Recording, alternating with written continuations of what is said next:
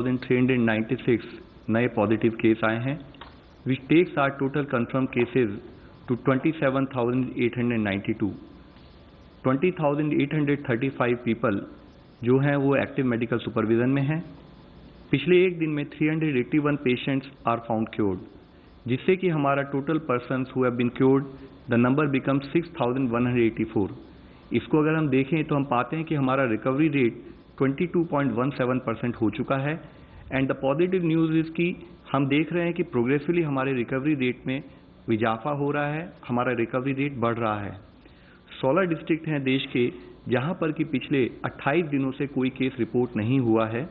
इन districts में 3 नए district add हुए हैं। अगर आप देखें 24 अप्रैल से अब तक में, वह है गोंदिया महाराष्ट्र में, देवनगिरी कर्नाटक में, लखीसराय बिहार में। इसी के साथ ही जो डिस्ट्रिक्ट पहले 28 दिन की, जिसमें कि पहले केस आए लेकिन 28 दिन से केसेस नहीं आए थे, इससे पहले रिपोर्ट हुई, उनमें से 2 डिस्ट्रिक्ट में नए फ्रेश केसेस भी आए हैं। वह है पीलीभीत उत्तर प्रदेश में और एसपीएस डिस्ट्रिक्ट पंजाब के अंदर। टोटल ऐसे 85 डिस्ट्रिक्ट हैं 25 स्टेट्स और यूनियन टेरिटरीज में, जहां पर कि पिछले 14 दिनों से कोई केस रिपोर्ट नहीं हुआ है। यह हम लोगों को जानना होगा, फॉलोअप करना पड़ेगा कि हम अपनी विजिल को कॉन्स्टेंटली उसी मोमेंटम से बनाए रखें ताकि इन डिस्ट्रिक्ट की संख्या बढ़े और इन डिस्ट्रिक्ट में कोई नया केस ना आए। आज माननीय प्रधानमंत्री जी ने सभी राज्यों के मुख्यमंत्रियों के साथ वीडियो कॉन्फ्रेंस के जरिए बातचीत भी की। उन्होंने राज्य के मुख्यमंत्री से कहा कि वह सजग रहें, सचेत रहें। रेड जोन और ऑरेंज जोन में पड़ने वाले सभी जिलों में सख्ती रखते हुए chain of transmission of virus इसको ब्रेक किया जाए। ग्रीन जोन में जिला एडमिनिस्ट्रेशन सर्विलेंस पर फोकस रखते हुए अलर्ट रहे ताकि उस जिले में यह संकट प्रवेश न करे। कोरोना ग्रसित होना कोई स्टिग्मा नहीं है। जितनी जल्दी सच्चाई का सामना होगा उतनी जल्दी ही और उतने ही अप्रोप्रिएट तरीके से उसका समाधान होगा। एक मुख्य अंश के रूप में माननीय प्रधानमंत्री जी ने यह भी कहा कि इस समय में अन्य आरोग्य सुविधाएं जैसे कि डायलिसिस, अन्य बीमारियां, उनके ट्रीटमेंट आदि में भी कोई ढिलाई ना होने दें।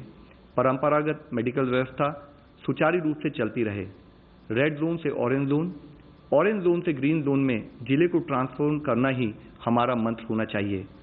आज इसी संदर्भ में आप लोगों को मैं एक और मुख्य विषय के बारे में बताना चाहूँगा।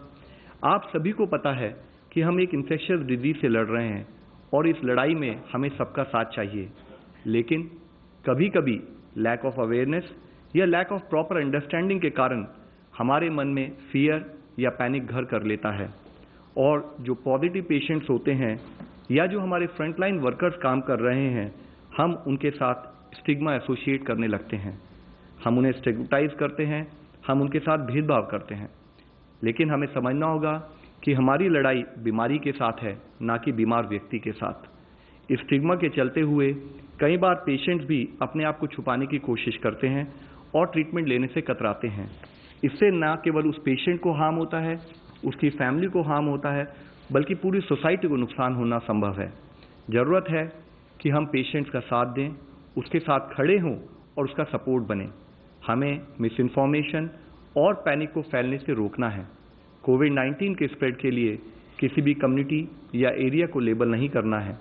खास करके हेल्थ केयर और सैनिटरी वर्कर्स या पुलिस को टारगेट नहीं करना चाहिए, क्योंकि वे हमारी मदद के लिए कार्य कर रहे हैं। स्टिग्मा के इस डीप रूटेड इशू को एक इंटेंसिव कैंपेन के माध्यम से आज हम सबको मिलकर एड्रेस करने की ज़रूरत है।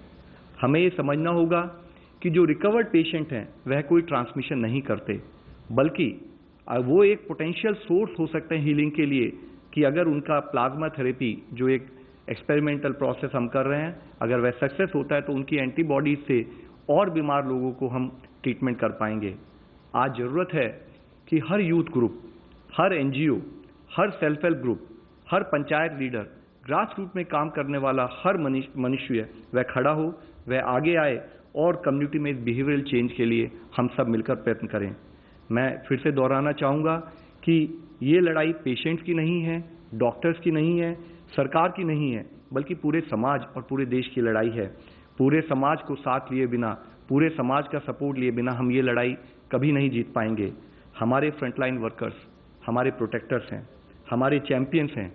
हमें उनके साथ भेदभाव नहीं करना है, तो क्योंकि नहीं तो फिर हमारी रक्षा कौन करेगा। इस निस्वार्थ रूप से जब वह हमारी सेवा करने के लिए अपनी जान को जोखिम में डालकर काम कर रहे हैं, तब जरूरत है कि हम उनके सपोर्ट के लिए खड़े हों। हम उनको जैसे अब तक हमने जनता कर्फ्यू और अदरवाइज भी उनको हमने जिस तरह से सम्मान दिया है, वह सम्मान हमारा कंटिन्यू रहे। और इसी संदर्भ में मैं आप लोगों को दिखाना चाहूँगा कि कैसे हमारे जवान, चाहे वह पुलिस हो या अर्धसैनिक बल के जवान हो, कैसे वे अपनी जान को जोखिम में डालकर हमारी सुरक्षा कर रहे हैं। हम सभी को चाहिए कि हम उनका आभार व्यक्त करें, उन्हें उचित सम्मान दें।